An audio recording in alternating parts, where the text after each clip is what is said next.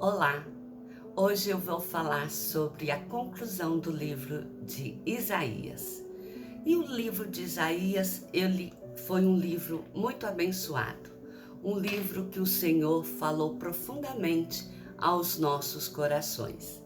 O livro de Isaías, ele começou apresentando o chamado do profeta Isaías. E o chamado do profeta se deu da seguinte forma: Isaías teve uma visão de que ele estava num templo e que ali havia um anjo com 6 asas.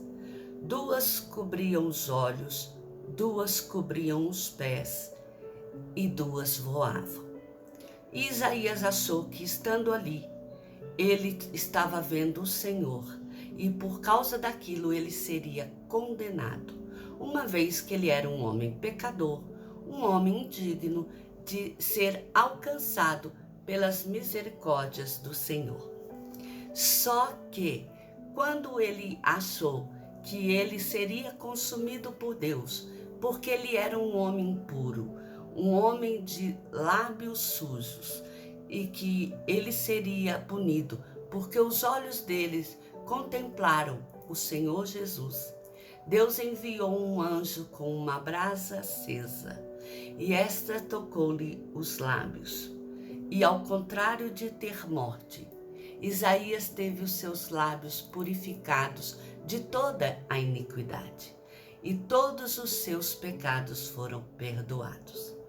E ali, o Senhor recebeu do profeta Isaías o chamamento para ser aquele quem conduziria Israel a um caminho de vitória, uma vez que o povo que havia de Israel, que habitava em Jerusalém, o povo de Judá, estava andando como nações pecaminosas.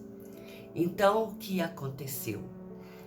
O Senhor fez com que Isaías apresentassem ao povo que eles estavam andando de forma pecaminosa. Apresentou a Judá e Israel dentro de Jerusalém, que esse povo, ele havia se corrompido pelas suas iniquidades, pela prostituição cultural, ou seja, eles haviam assimilado a forma de adorar a falsos deuses e de prestar holocausto a esses falsos deuses, tais como o oferecimento de crianças, de bodes e de animais que o Senhor não disse que era para ser oferecido.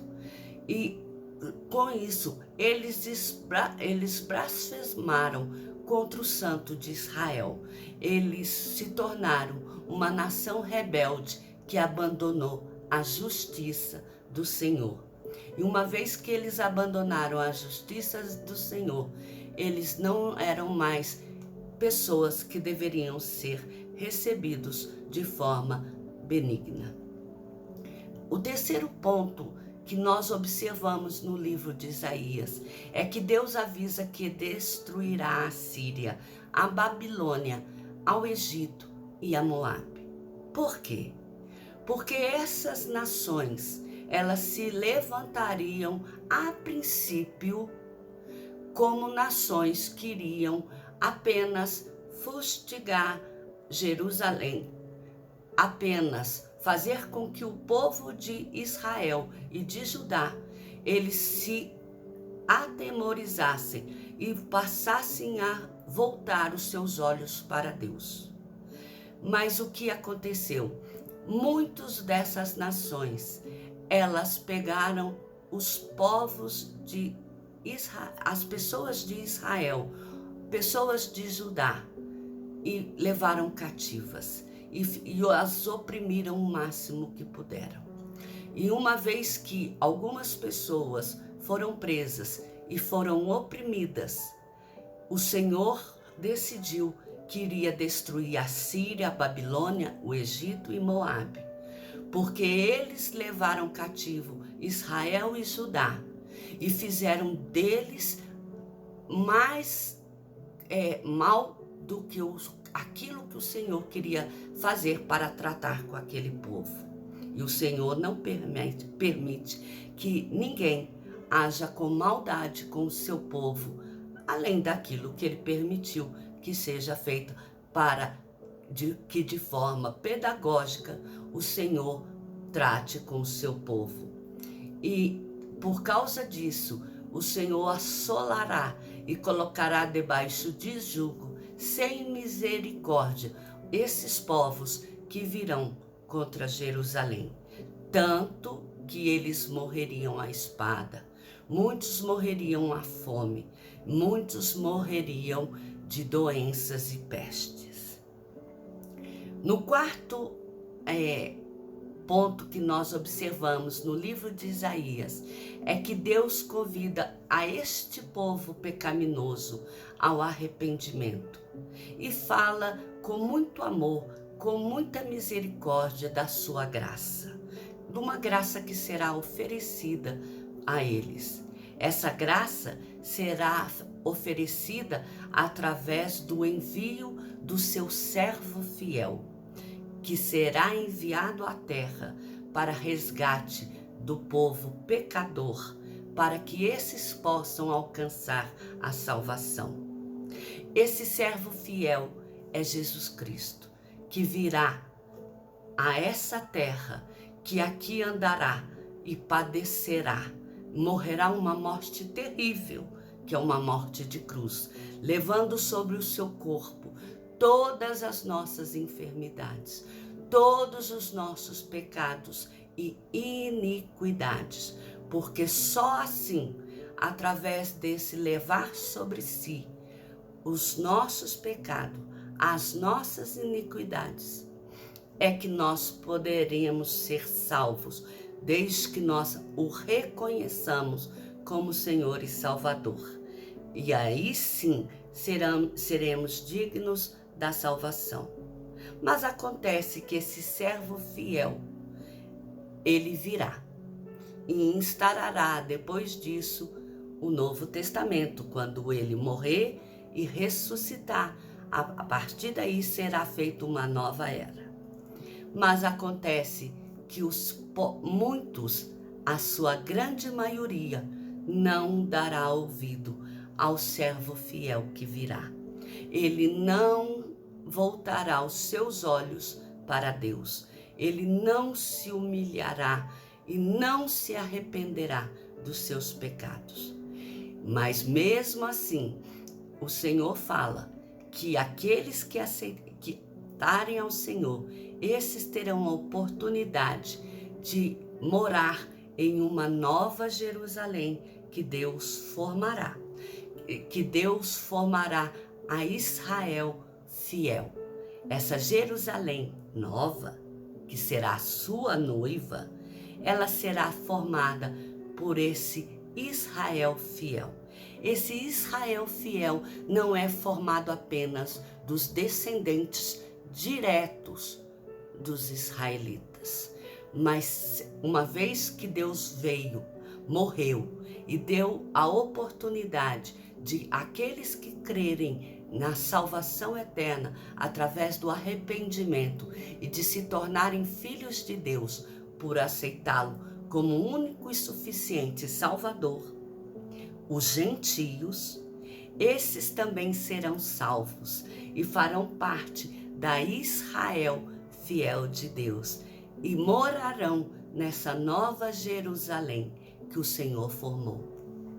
Em contrapartida, o Senhor fala, a última coisa que fica explícita no livro de Isaías é que Deus fala que haverá uma condenação eterna para aqueles que rejeitarem o nome do Senhor Jesus, aqueles que rejeitarem a soberania do Deus eterno, o Deus que formou os céus e a terra, aqueles que não se dobrarem à voz do Espírito Santo em seus corações. E estes serão lançados no lugar de pecado, no lugar de tormento eterno, ali onde o bicho não morre e o fogo não se apaga. ali onde a memória de tudo o mal que eles cometeram o atormentará continuamente. Ou seja, essa condenação eterna será o lançamento no inferno, um lugar onde o fogo não apaga e o bicho não morre, e as pessoas não têm mais como se arrependerem e ter uma nova oportunidade de salvação. Eu espero que o livro de Isaías tenha falado profundamente ao seu coração. Cada vez que eu leio, eu apaixono mais pelo Senhor Jesus Cristo. A gente observa que sim, o livro de Isaías é um constante falar de maldição, que vai acontecer isso de terrível nessa nação, que Deus vai matar aquele, Deus vai assolar aquele povo. Mas Deus, no meio de tantas palavras de maldição, Deus entregou palavras de misericórdia, de oportunidade de arrependimento. O povo não arrependeu porque não quis. E agora que eles não arrependeram, eles não deixaram seus maus caminhos, infelizmente, esses colherão aquilo que plantou. Porque a semeadura, ela é livre. O plantio, ele é livre. Mas a colheita, ela é obrigatória. Infelizmente, não há como você plantar passarinho e colher serpente. Da mesma forma que não há como você plantar uma serpente e colher um passarinho. Não há como você fazer o mal e esperar receber o bem. E não há como você fazer o bem e só ter maldade para colher. Não. O Senhor, Ele trata com misericórdia. E as suas misericórdias, elas são cercadas de justiça. Justiça tem a ver com o cumprimento dos deveres e das obrigações, mas o recebimento das benevolências do Senhor. Que você possa refletir. E nós estamos iniciando um novo ano no dia de hoje, o dia em que encerramos o livro de Isaías. E eu espero que neste ano que inicia, você possa guardar essa mensagem com você. Que 2024 seja um ano em que você se arrependa ainda de tudo aquilo de mal que cometeu, assim como eu me arrependi e pedi a Deus misericórdia, pedi a Deus perdão por toda iniquidade que por acaso eu tenha cometido. E eu espero que o ano de 2024 seja um ano de bênção na minha vida e na de você também. Que o Senhor nos abençoe. Amém?